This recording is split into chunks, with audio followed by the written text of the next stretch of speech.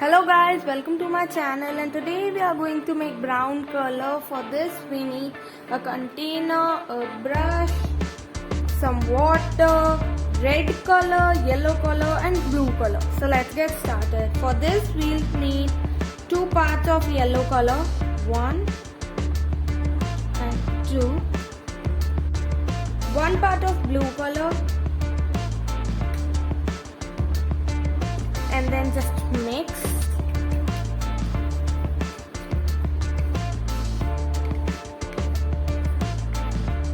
And 1 part again of red color, and then just mix all the colors.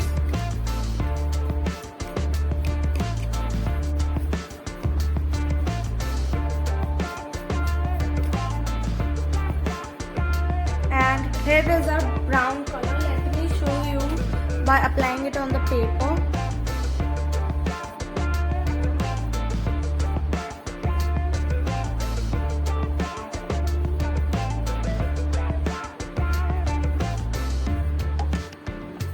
Here is our brown color. So if you like watching the color mixing videos, please like, share and subscribe to my channel, and wait till the end screen comes where you will see the color playlist which I have made on my channel.